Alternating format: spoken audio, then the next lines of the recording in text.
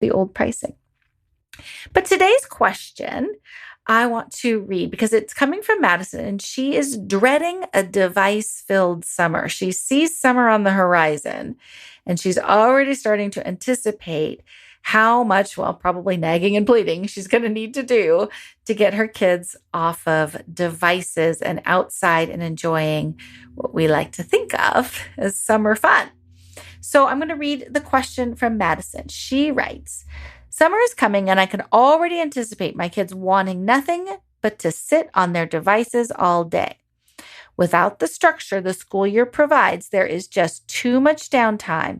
And in my house, boredom always leads to video games, YouTube, and Netflix.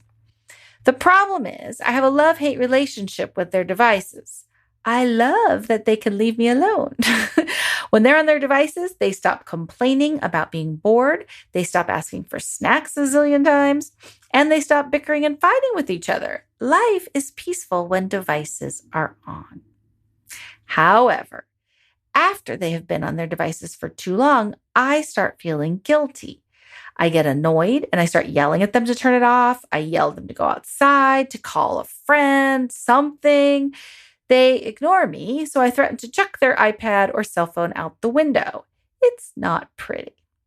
Can you help me come up with a game plan that I can stick to this summer so I don't go insane? Thank you, Madison." Today's parent educator answer to the question of what works for creating a simple system you can stick to for managing kids' digital devices? Well, it's pretty simple. It's a clear and consistent schedule. There is a reason why teachers follow and post a clear, predictable schedule for students, no matter how old they are. It is always posted and consistent. We as humans, we like to know what to expect. It helps us relax and enjoy the moment.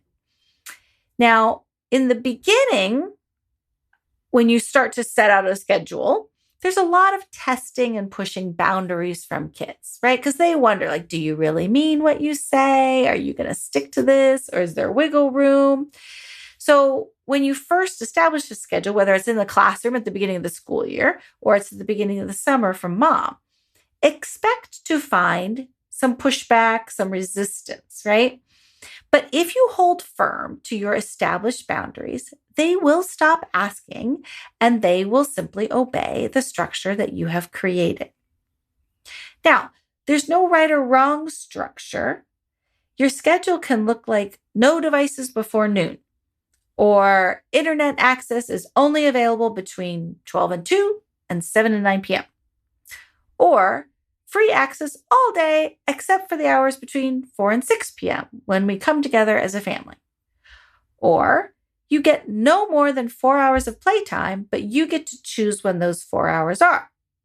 So there's lots of different ways to manage a schedule and put together some kind of structured device management system. Following through on these rules could mean putting devices in a central location in your house when they're not using them. So like at 3 o'clock, all the devices come to this particular counter to get recharged. Or at 9 p.m., everything goes to the central hub. It could also look like setting the Wi-Fi router or programming the cell phone to shut off at a particular time of day. Or you could use an app or a chart, a digital or old-fashioned manual chart to track screen time access. There are lots of ways to create a schedule and a structure for screen time. For sure, one of the things you'd want to do is to sign up for my free webinar next Tuesday so you don't slip into the habit of constantly nagging and having to repeat yourself in order to get them to follow through with the plan. So for sure, sign up for that. I will put the link in the show notes. But today's life coaching answer of what gets in our way from creating this simple schedule and sticking to it, oh my gosh, so many things, right? So this needs to be a longer answer than the parent educator answer, which is pretty quick and short. Create a structure, make it simple, stick to it. Easy peasy. What gets in our way from doing that? I'm going to identify 5, but after I wrote these 5, I kept thinking of more. So there are more. If you don't fit these 5, I won't be surprised. Number 1, feeling like a bad mom. Number 2, inconsistent summer schedules. Number 3, persistent and sneaky children. Number 4, perfectionistic fantasies. And number 5, an absence of calm leadership energy. So let's go through those one at a time. The first thing that's going to get in your way, I want to say 100% of the moms I talk to, I don't think I've ever talked to anybody that didn't have this bad mom thing haunting them. When our kids have spent too much time on devices, the guilt that creeps in is usually coming from a voice in our head that whispers things like, "You're not doing it right. If you were a good mom, your kids would be creating art and engineering feats outside in the backyard. Your kids should be using this time wisely to grow their brain or to enjoy just being outside in nature. Your kids prefer video games to reading books? Well, then you must be a failure as a mother." So we all have this kind of voice in our head that likes to monitor our actions as moms to make sure we're doing it right, we're on the up and up, and we're not letting our kids rot their brains. This voice, however, is not very kind. It's like, "You're a loser and you suck. And if you were a good mom, your kids wouldn't be doing this. They wouldn't want to be on their devices all day long." So this voice is really what we're reacting to. When we start yelling at our kids to get off their devices, it's because we're trying to escape this nasty little voice in our heads that's not very nice to us. The desire to chuck the Xbox out the window, I think, is really desire to toss this mean voice out the window, right? Like, we don't want to have that voice in our head.